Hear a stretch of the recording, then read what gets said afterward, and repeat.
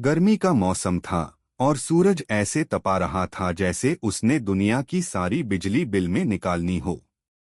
गांव मिठापुर में हर कोई पंखे के नीचे चिपका पड़ा था, लेकिन एक आदमी था जो इस तपती गर्मी में भी मुस्कुरा रहा था। नाम था बबलू आइसक्रीम वाला। बबलू की छोटी सी ठेली थी जिस पर लिखा था, बबलू कूल कूल आइसक्रीम खाओ और पिघलो मत। हर दिन बच्चे उसके पास दौड़कर आते, बबलू भैया मलाई वाली दो। लेकिन इस बार बबलू ने कुछ बड़ा करने की ठानी थी। वो बोला, इस बार मैं बनाऊंगा दुनिया की सबसे बड़ी आइसक्रीम, ऐसी कि लोग देखकर कहें वाह, मिठापुर का ताजमहल। उसका दोस्त छुटकू बोला, अबे बबलू तू फिर पागलपन करने जा रहा है। पिछली बार जब तूने गोलगप्पा मशीन बनाई थी वो फट गई थी। बबलू मुस्कुराया, इस बार सब कंट्रोल में है। मैंने आइसक्रीम फ्रीजर के लिए ट्रैक्टर का इंजन लगाया है। अगले दिन बबलू सुबह सुबह अपनी ठेली को खेत के पास ले गया। उसने बाल्टी, दूध, शक्कर और ठंडी बर्फ के 10 बोरे जुटाए। छुटकू और पिंटू भी मदद करने आ गए। बबलू बोला, भाइयों अब शुरू होती है मिठापुर की सबसे बड़ी ठंडी क्रांति। सारे बच्चे दूर से देखने लगे। बबलू भैया क्या बना रहे हैं?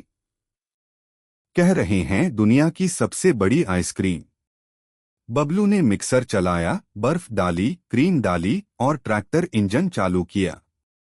थर्रर्रर्रर्र धू, इतनी आवाज आई कि गांव के लोग समझे कोई शादी का डीजे चालू हो गया।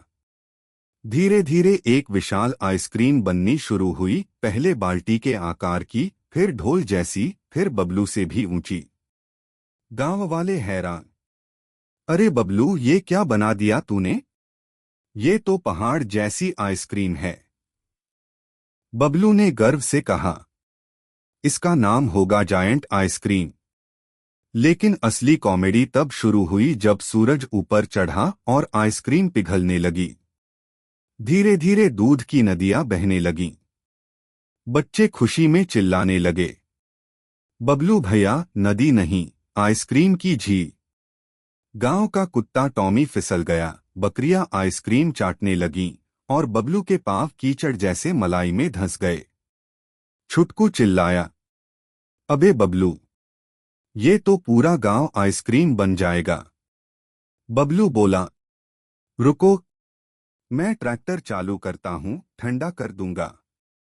वो फिर से इंजन चालू करता है और ठर्रर्रर्रर करते करते इंजन से धुआं निकलने लगता है। आइसक्रीम और ज्यादा पिघल जाती है। गांव वाले भागने लगते हैं। अबे भागो, दूध की बाढ़ आ गई। बच्चे मस्ती में फिसलते हुए चिल्लाते हैं, वाह बबलू अंकल, ये तो सबसे मजेदार फिसलपट्टी है। शाम तक पूरा गांव मीठा मीठा हो गया।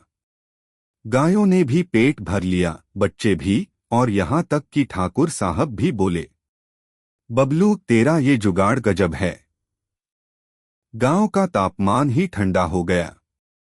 बबलू शर्माते हुए बोला, थोड़ा ज्यादा ठंडा हो गया सर।